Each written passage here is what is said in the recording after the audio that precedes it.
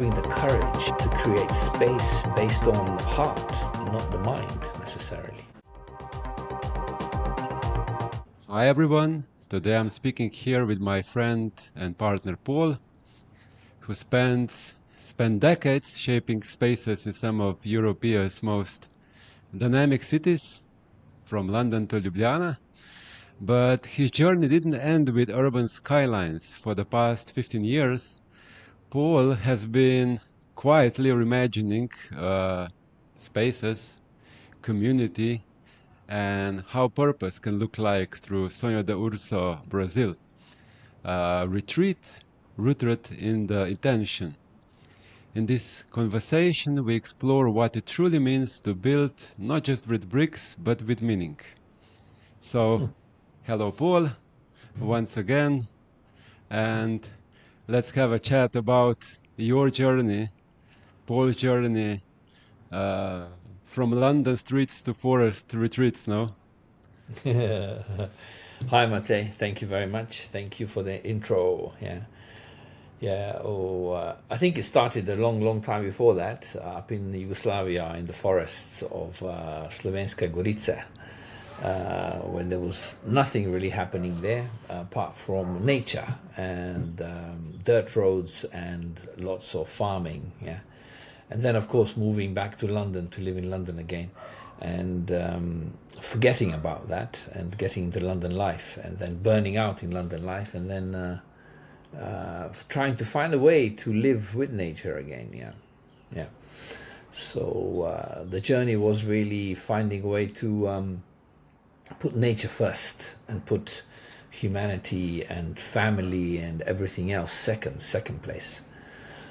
Because we tend to forget, we tend to think that human beings are the be all and the end all of things, and that we are the most important things, but actually we're not.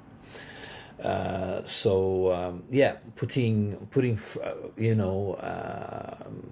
intellectuality, friendship, family, humanity second, third place, and putting nature in first place. How to do that, and still be part of society, and not to negate society, and not to because I don't believe in this thing of 100% sustainability. I don't think it exists.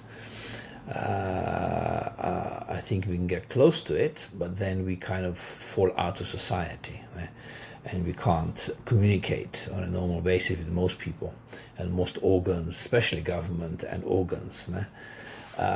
Even friends, family, even they don't often understand. What are you up to? What are you doing? Why this forest person? But so the thing is not to be a forest person. The thing is to be part of everything. Yeah. But putting nature first. Yeah. So that was the intention that you mentioned, and I think this intention that you brought up, it's everywhere, in everything, in our agency, in the way you do things, in the way you left, the world of medicine, and so on and so on. Yeah. I think you're one of few people. Actually, I don't know many people who have experience from both urban and natural. So I'm quite sure that you have many lessons that you can maybe share with us, carry it over from property development, and now I don't know if that's the right word, but let's say a retreat life. I had opportunity to actually 15 years ago. Hopefully this year I will manage to.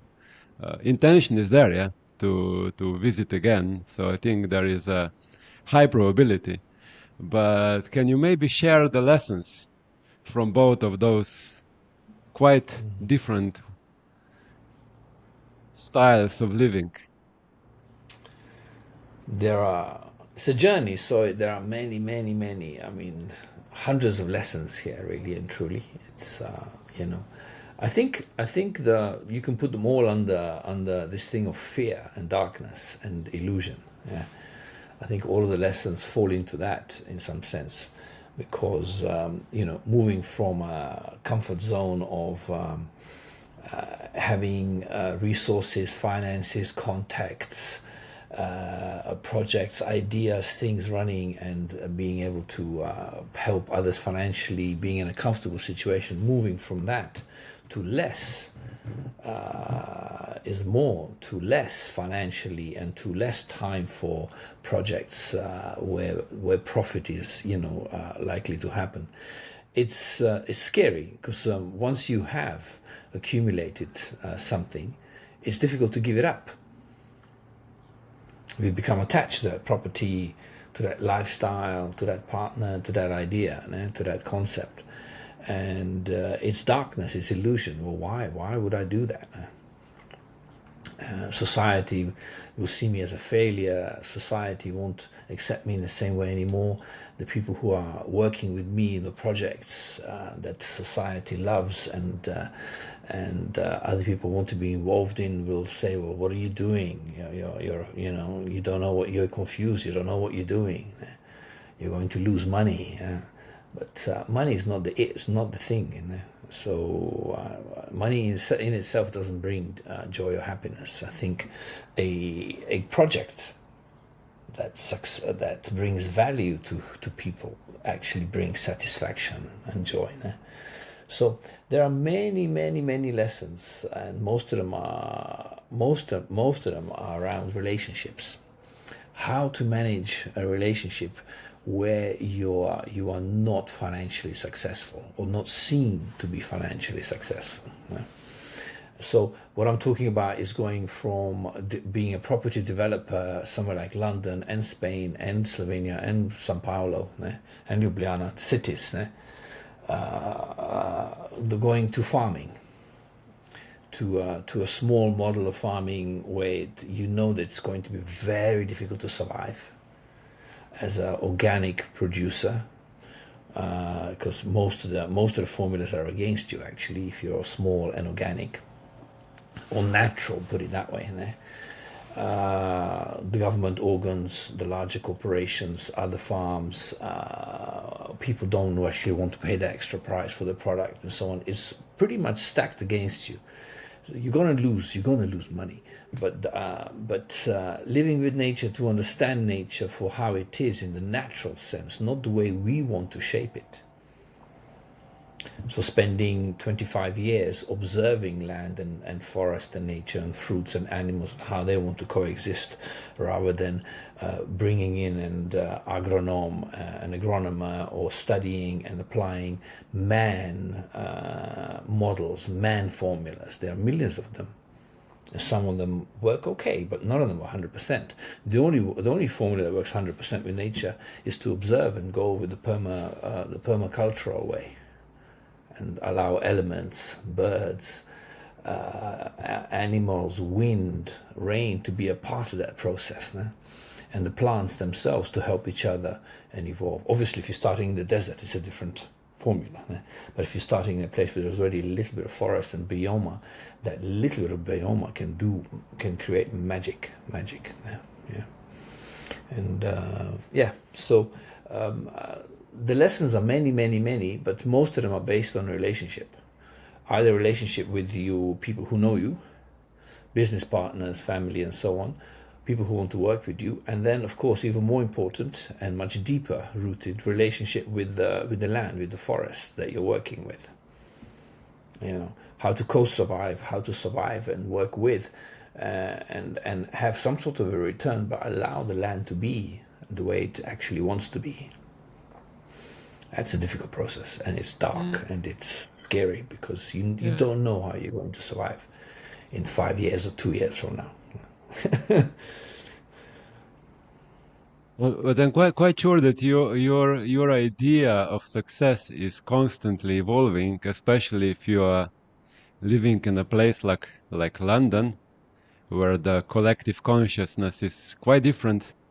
Maybe the best analogy is that hamster wheel race for more and more and more.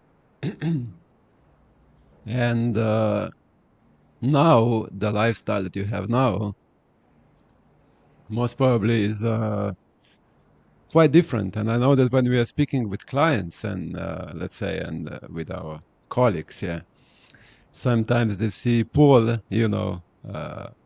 having a good lifestyle and things that you're doing, and they see you in their own way. Yeah?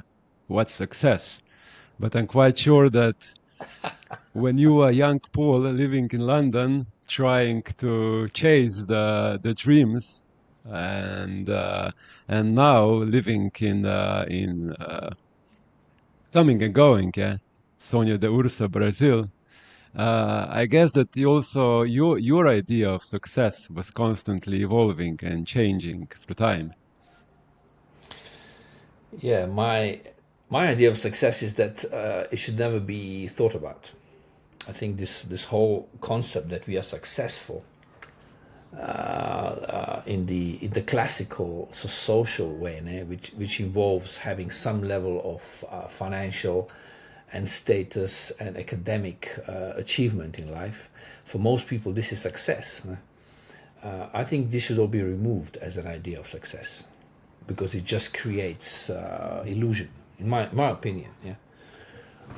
I think we should be taught from the word go, from when we are children, that we have dreams, we have fears, we have desires, and how to use this to become an instrument.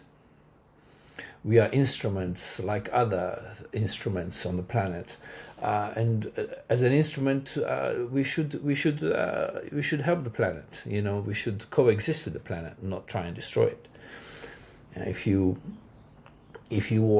watch intellectually, not emotionally, but intellectually less evolved species, animals, we call them animals. They bring value to the land and to the forest and to earth all the time, almost every day. It's very rare that they actually don't bring some sort of value. Human beings, every single day, we bring pollution and destruction. This is what we do. This is who we are. This is what we're about.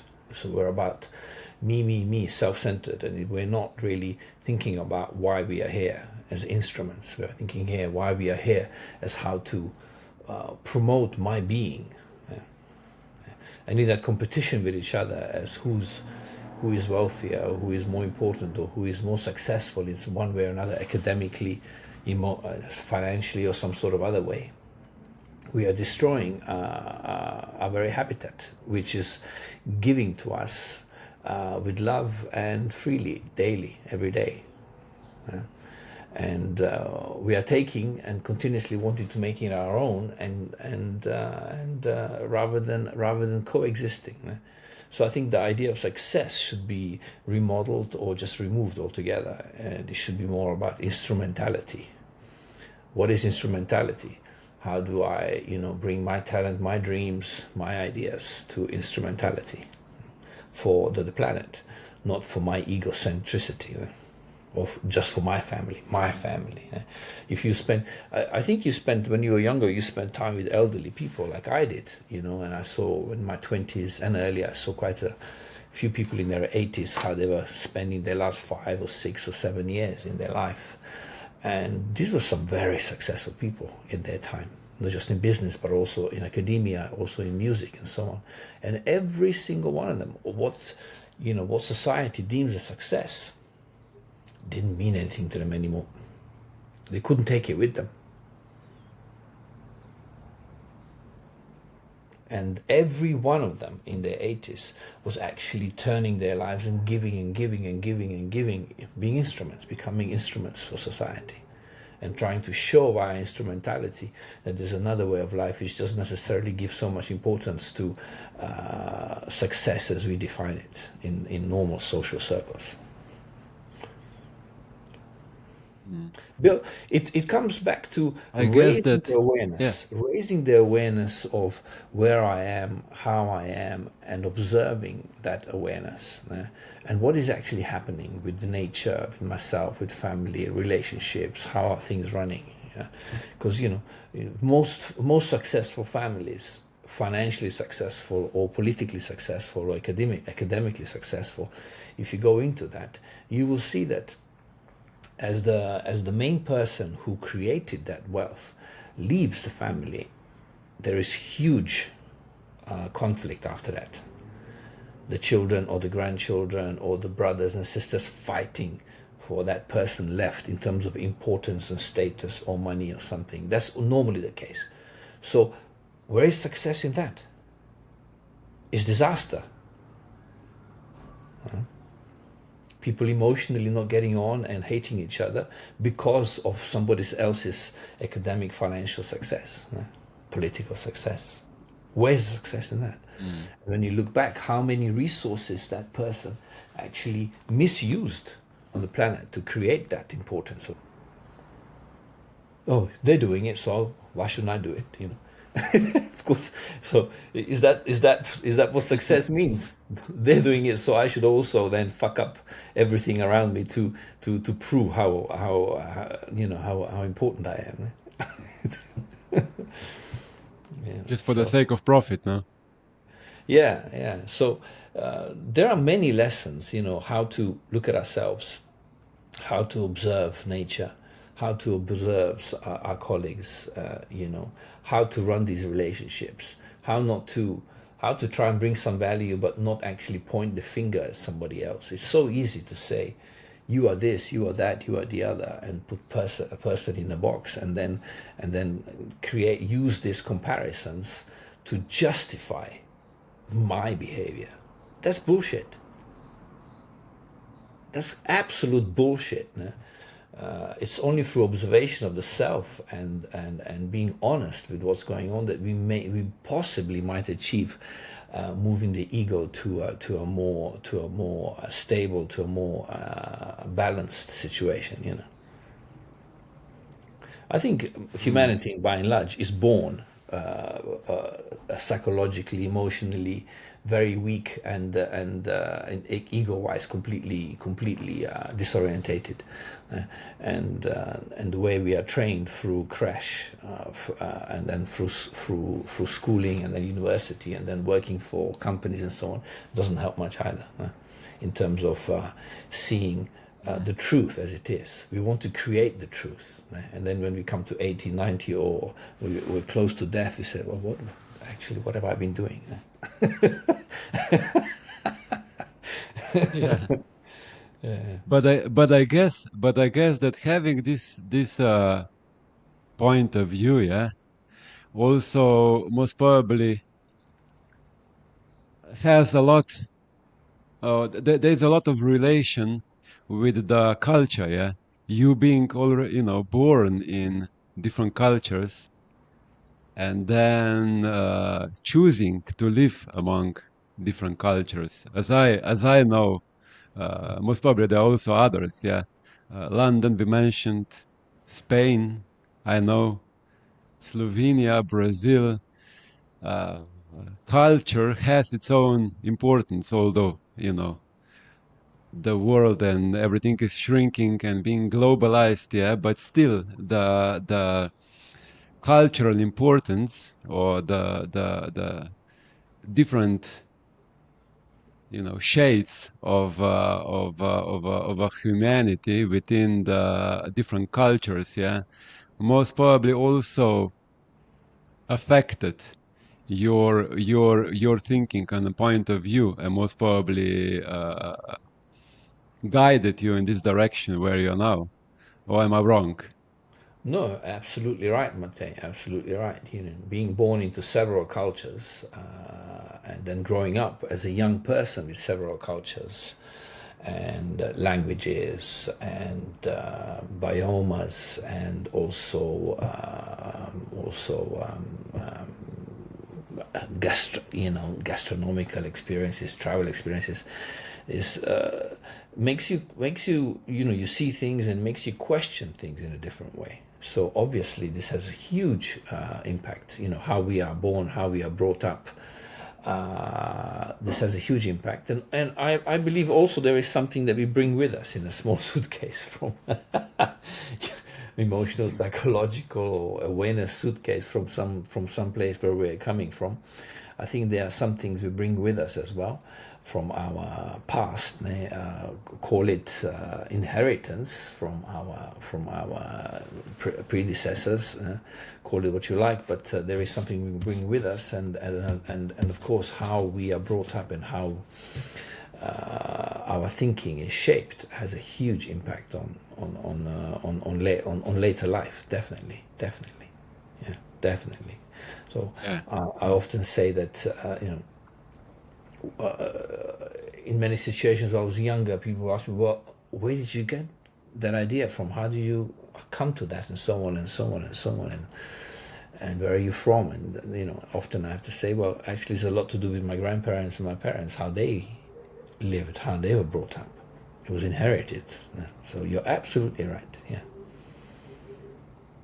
But one idea was also, let's say, to actually be the light. Yeah, I think that although there are many problems that we are creating as a humanity. That's true. Yeah, but also there is sometimes there are rays of light. Yeah, with our own intention, we can make problems, or we can also be part of a solution. Yeah, I feel at least, yeah, more than 15 years ago, when I visited the place that you were creating. Yeah, as I understand, property development was a big part of your professional life. Yeah, and most probably took you in this direction. And most probably also, somebody would think, but what's the things we are doing in this studio, where is the connection? Yeah, marketing, branding, even business consulting, so important. Yeah, but I guess that creating Sonho de Urso, yeah, you have to, when you actually were creating it, yeah, you had to think very holistically about many elements, also from the business perspective, yeah. well, But was maybe there a moment that shifted you towards this direction, yeah? How or most probably there were several of them, yeah. yeah, there were several. There was a big moment when I was 27. This was in the 90s. Yeah. Early 90s. Well, I came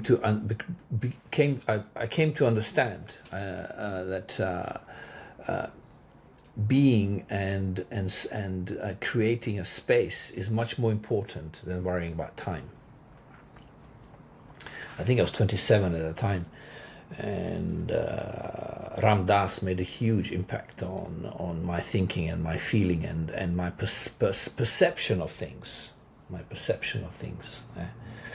And this is before I started property development, but I was already, for many years dreaming about property development. Yeah, and then later on I got into property development, but this whole idea of being and creating space became stronger and stronger and stronger. So property development is completely related to our branding and digital marketing agency and anything else that I do. Relationship with my girlfriend or with my mother or so on. So on. If I go and see my mother, I will work on the energy and try and create a space, an emotional aura space that I'm walking in, so that I can have a very holistic experience with her. With property development, it moved as I tried to make profit, and I did, and I saw what was happening. I moved more and more into this whole thing of what I was learning from earlier on about space, creating and having the courage to create space based on heart, not the mind necessarily. Not worrying all the time about profit. I mean, a project has to have some level of profit to move on, but not worrying all the time about profit, but worrying about, is there water? Is there fire? Is there air? Is there earth in this space? How are they connecting with each other? How am I connecting with these elements in this space? These were very, very important to me from the very beginning when I started with the property. So when you and I started to work together, I tried to bring these elements to our work with e-marketing, with e-commerce, né? And then later on with digital marketing and branding. That we are working with these elements, and that the space is important. That where the space within which we are operating, creating campaigns, sending out, information and receiving information, yeah, and not worrying just about timelines and banking and accounting and what the profit was at the end of the month, but creating a space within which we operate and how we send out these modules of information. It's all about this communication. It's all communication. It's all information that's coming in, is going out, coming in, going out. This is what observing is about, né? To actually find what is my connection with the rest of the planet. So what is digital marketing or branding on a bigger picture about? It's about the same thing, really, isn't it? It's about that communication, how things are going to fit together, and how we're going to, via that fit, via that synergy, bring some value. If there's real value, there will be real profit. There will be real something going on. If there isn't real value, it'll be a 1 month hot product, and then you have to do it all over again. You know very well how it works. But creating spaces, for me, that's what it's about.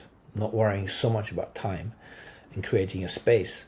I'm going to go out and have dinner, or I'm going to sit down and have lunch, and creating a space so that half an hour, that 1 hour, or those 4 hours, it doesn't matter. It doesn't matter how long. Is really meaningful.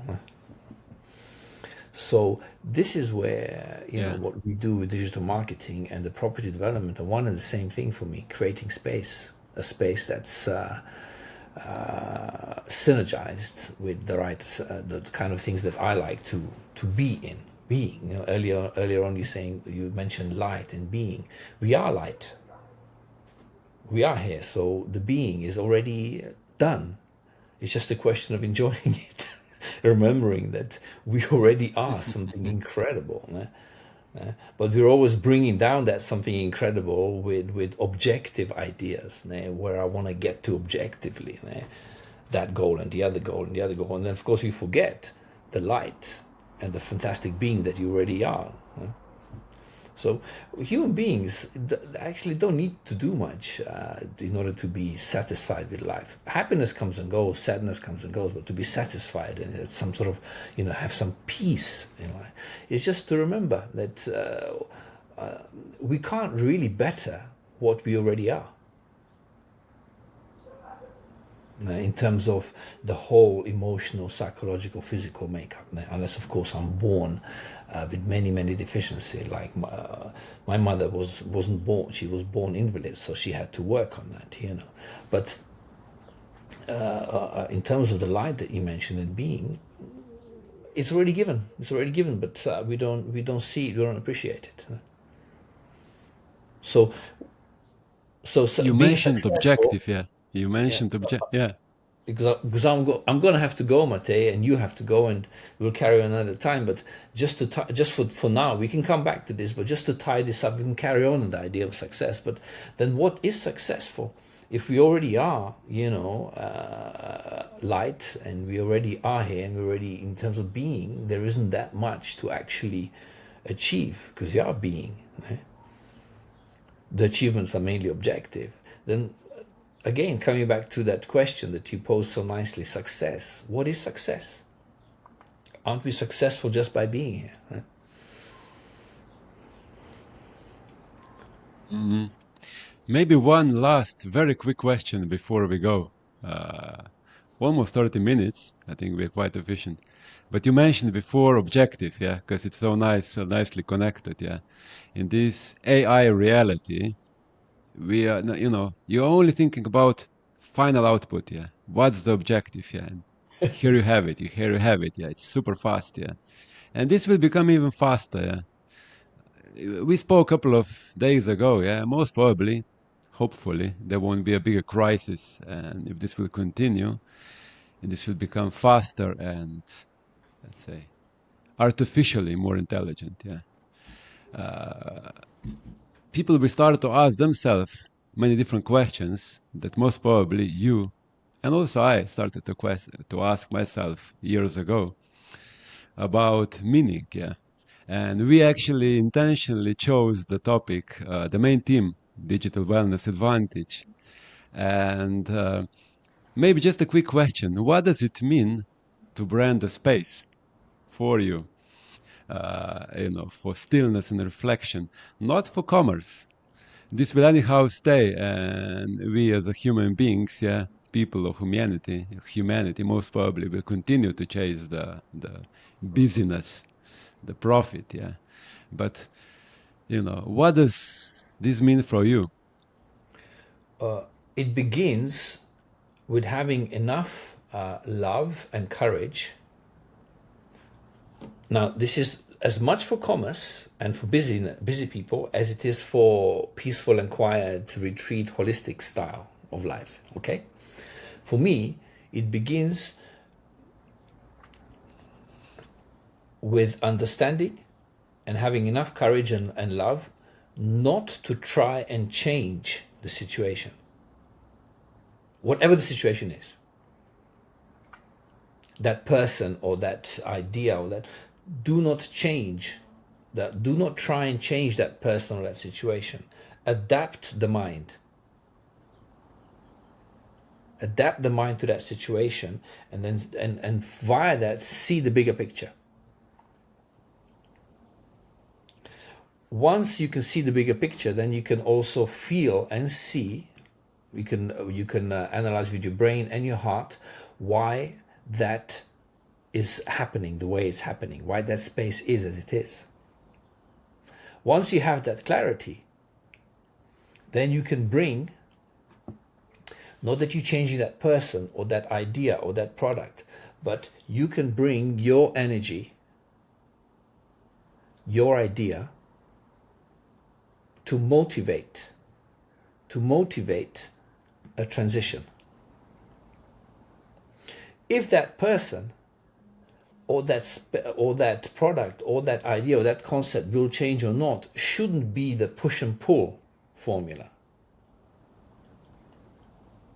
It should be accepting, observing, changing my energy model, and influencing via the energy. Call it manipulation if you like, manipulating the energies around us, yeah?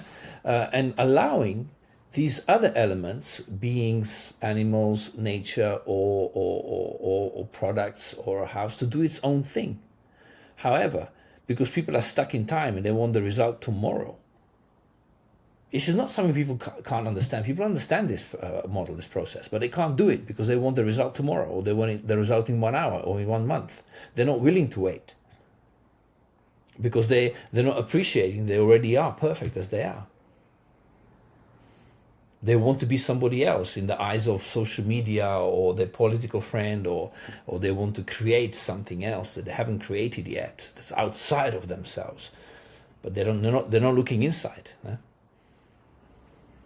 So it begins with making these big changes inside, not outside, and then guiding those changes on the outside. If the other elements, yeah, are willing to go with that. No? If they're not, okay, then it's just not. It's not time. It's not time for that. So maybe in a few years from now or whenever. Does it make sense? Paul, absolutely, yeah, absolutely. Most probably, if we wouldn't have many conversations before, and one thing is, understanding here with your mind. Another thing is actually feeling and, living what you were just describing now. Yeah. So yes, yes. Thank you, Paul. It was Thank you, my very friend. Thank you. nice. Very nice And conversation. And we'll continue at some point, yeah? For all And of you, yeah, yeah, and for all of you who actually would like to know more about Sonio de Ursa, we will share a link to we prepared a presentation years ago about the concept, how it was developed. And Paul, if I may, I will share a link to your LinkedIn profile. I know that you are not very much about social media, but I think that's one of the profiles, that maybe the only one where even about Sonio de Ursa and the concept people can learn a little bit more about you and even contact you. Is that okay? yeah, sure, fine, yeah. Mate, thank you very much, Good. and have a lovely day, and we'll speak later on, yeah? We'll speak again, put it that way. Good. Yeah. Ciao, ciao. Thank you. All the Bye. best. Ciao.